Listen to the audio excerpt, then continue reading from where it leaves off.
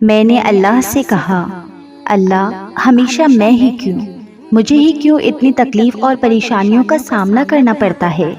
اللہ نے جواب دیا، میری پیاری بندی، مجھے تم سے پیار ہے، اس لیے تمہیں ہی آزمائش میں ڈالتا ہوں تاکہ دیکھ سکوں کہ تم میری رضا حاصل کرنے کے لیے کتنا صبر کرتی ہو۔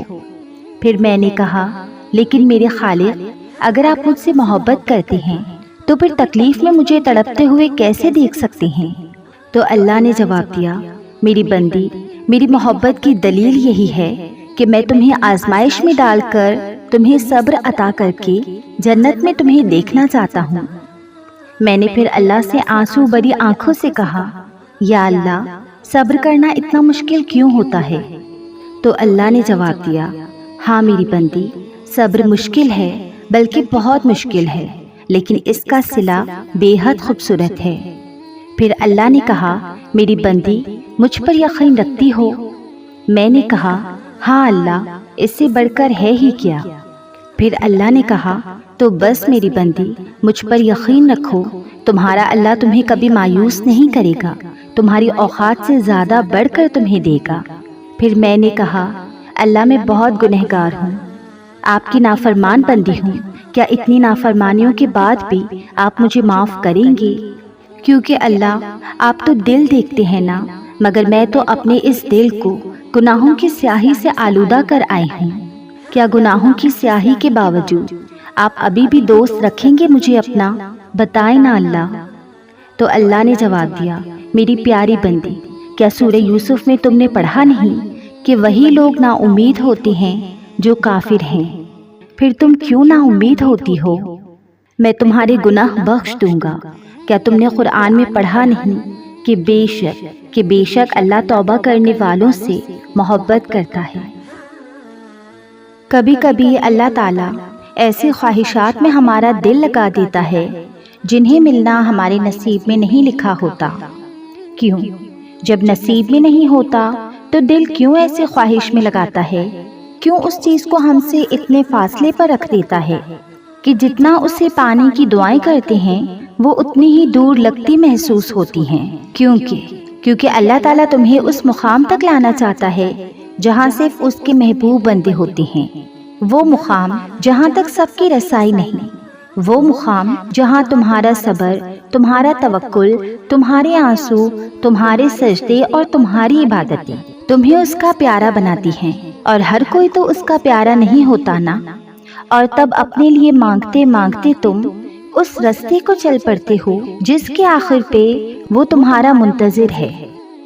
تم نے دعا مانگی، اب تمہیں لگ رہا ہے کہ قبول ہوگی یا نہیں، مگر کبھی کبھی نا اللہ تعالیٰ تمہاری نہ سن کر تمہیں تکلیف میں ڈالتا ہی اس لیے ہے کہ وہ تکلیف ایک وجہ ہوتی ہے اللہ کی طرف سے جو تمہیں صبر کرنے کا حوصلہ دیتی ہے، اور یہی تمہاری دعاؤں کی قبولیت ہے، یہی التجاؤں کا جواب ہے۔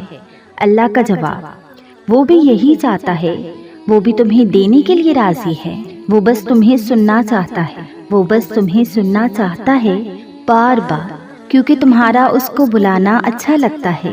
اس لیے یہ وقت آزمائش کا ہے، تمہاری آنکھیں راتوں کو گیلی ہوں گی، دل ہزار بار ٹوٹے گا، صبر آزمایا جائے گا، امتحان میں ڈالا جائے گا، لیکن یہ وقت بھی گزر جائے گا۔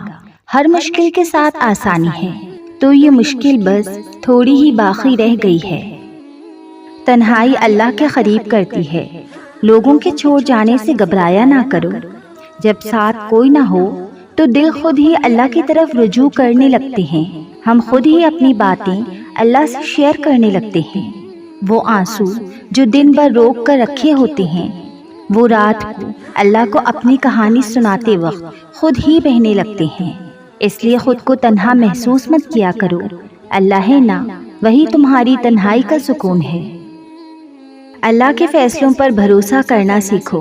کچھ پریشان کر رہا ہے، اداس ہو، فیصلہ نہیں کر پا رہے تو ایک بار اللہ سے بول کے دیکھو، اس سے بتاؤ، اس کے ساتھ مشورہ کرو، اس سے دعا مانگو، پھر دل سے یہ خوف نکال دو کہ کیا ہوگا اور کیا نہیں، جو بھی ہوگا بہترین ہوگا، اسے ہی توکل کہتے ہیں۔ جب توکل اتنا مضبوط ہو جائے تبھی تو معجزے ہوا کرتے ہیں۔ بس تمہیں اپنے معجزے کا انتظار کرنا ہے توکل سے۔ زندگی میں کچھ باتیں، یادیں اور دکھ ایسے ہوتے ہیں جنہیں اللہ کے سوا کوئی نہیں سمجھ سکتا۔ وہ دکھ جو بتائے نہیں جا سکتے، وہ دکھ جو تہجد کے سجدوں تک لے آتے ہیں، وہ جو رات کو جگائے رکھتے ہیں، جو اللہ سے دل کا حال بیان کرنے پر مجبور کر دیتے ہیں، وہ باتیں جو اللہ کو بتانے کے لیے ہم ہمیشہ تیار رہتے ہیں، وہ دکھ اصل میں دکھ نہیں ہوتے۔ مجھے لگتا ہے کہ وہ اللہ کی طرف سے ایک اشارہ ہے۔ وہ چاہتا ہے کہ تم اس سے بات کرو، اس لیے یہ وقتی درد دیتا ہے۔ اصل میں تمہیں خود کے قریب کرنا چاہتا ہے۔ اکثر ہم بھول جاتے ہیں اللہ کو، اس سے باتیں کرنا بھول جاتے ہیں، نماز چھوڑ دیتے ہیں، بھول جاتے ہیں کہ وہ ہمیں دیکھ رہا ہے اور گناہ کر بیٹھتے ہیں، بھول جاتے ہیں کہ اس کی محبت کے بنا انسان محض ایک وجود ہے، زندگی کے بغیر وجود جس میں اللہ کی محبت نہیں۔ ہم بھول جاتے ہیں اس کی رحمت کی چادر کو، مگر وہ نہیں بھولتا، کہیں بھی، کسی بھی جگہ، کسی بھی حال میں، ہر لمحے وہ نہیں بھولتا۔ اس کو تمہارے گناہوں سے بھی فرق نہیں پڑتا۔ اگر ایک بار تم اس کی جانب لوٹ جاؤ تو آسمان کی اونچائی جتنے گناہ بھی لے کر اس کے پاس جاؤ نا، تو بس وہ آنسو کے ایک قطرے سے معاف کر دیتا ہے، سب بھلا دیتا ہے، مگر محبت کرنا نہیں چھوڑتا۔ ایسی محبت کرتا ہے وہ تم سے۔ اللہ جن سے پیار کرتا ہے انہی کو مشکلات کے راستے پہ ڈالتا ہے، تاکہ بعد میں انہی آنسوؤں اور اسی تڑپتے دل کا سکون بن سکے۔ وہ وقت، وہ لمحہ جب ٹوٹ کر پھر سے کھڑے ہونا، وہ وقت جب موو آن کرنے کے لیے تہجد کے معجزوں کا سہارا لینا، وہ وقت جب روتے ہوئے بھی شکوہ نہ کرنا کہ کہیں اللہ ناراض نہ ہو جائے۔ اس وقت اللہ تمہارے ساتھ ہوتا ہے، بالکل تمہارے دل کے قریب۔ وہ تمہیں دیکھ رہا ہوتا ہے کہ کیسے تم صبر کر رہے ہو، صرف اسے راضی کرنے کے لیے تم مسکرا رہے ہو، اپنا درد بلا کر تم اس کی رضا ڈھونڈ رہے ہوتے ہو۔ ابھی بھی تمہیں لگتا ہے کہ تمہاری دعاؤں کی قبولیت میں وہ دیر کرے گا۔ 70 ماؤں کی محبت بھی جس کی محبت کا مقابلہ نہیں کر سکتی۔ تمہیں کیا لگتا ہے کہ اس کی وہ محبت تمہارے بہتے آنسو برداشت کر سکتی ہے؟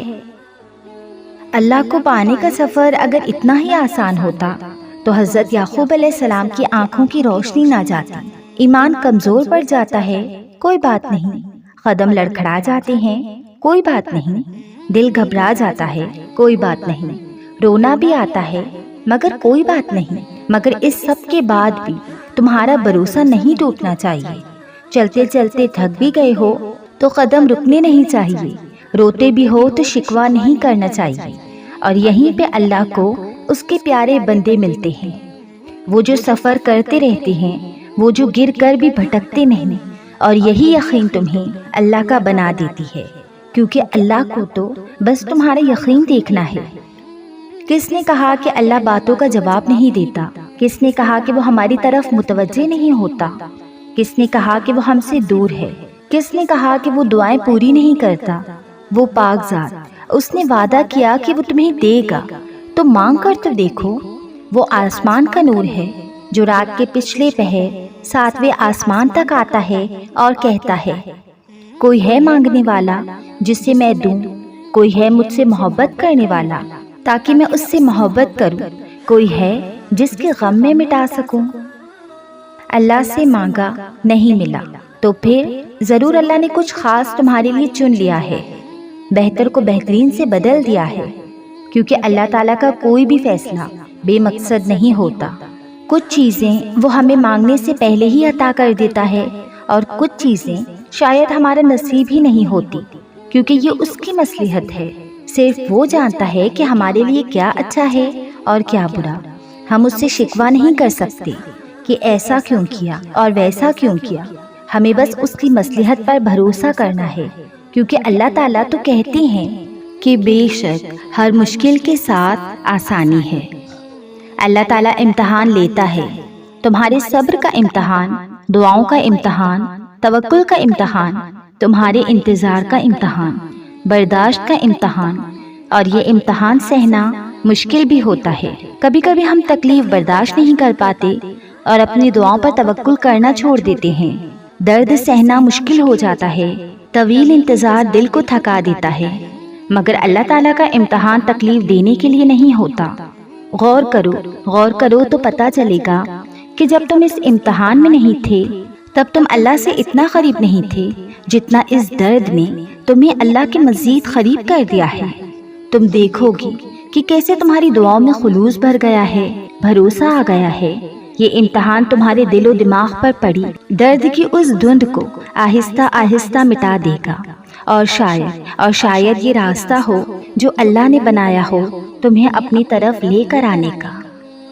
جاننا چاہتے ہو کہ اللہ تعالیٰ تم سے محبت کرتا ہے یا نہیں، تو اپنے دل میں اللہ تعالیٰ کے لیے محبت محسوس کرو۔ جتنا تم اس سے محبت کرو گی اللہ بھی تم سے ویسی محبت کرے گا۔ جتنا تم اللہ کو اپنے لیے خاص رکھو گے اتنا تم اللہ کے پیارے ہوگے۔ جتنا تم اللہ کے قریب رہو گی اتنا اللہ بھی تمہیں اپنے قریب رکھے گا۔ اللہ تعالیٰ کو ہماری محبت کی ضرورت نہیں۔ اگر ہم اس سے یاد کرنا بھی چھوڑ دیں تو اس سے محبت کرنے والے کم نہیں ہوں گے۔ آسمانوں کے 70,000 فرشتے جو ہر لمحے کعبے کا طواف کرتے رہتے ہیں، اور ایک فرشتہ اتنا بڑا ہے کہ اس کی باری قیامت تک پھر نہیں آئے گی۔ زمین و آسمان کی ہر چیز جس ذات کی تعریف میں مگن رہتی ہے، وہ ذات جو النور ہے، اس محبت کا نام ہی اللہ ہے۔ اس سے کسی کی ضرورت نہیں کیونکہ وہ بے نیاز ہے۔ ایک ہی تو زندگی ہے، اسے بھی اداس رہ کر گزار دیا تو کیا فائدہ۔ اداس ہو جانا، رو لینا، پریشان ہو جانا، یہ سب نارمل ہے۔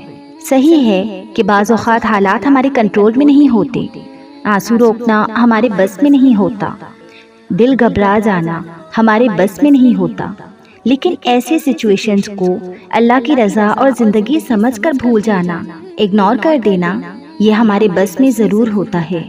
بہت سے لوگ ایسے ہوتے ہیں جو دکھ کو چھوڑ ہی نہیں پاتے، اور زندگی جو خوشیاں دیتی ہے ان کو بھی وہ کھو دیتے ہیں۔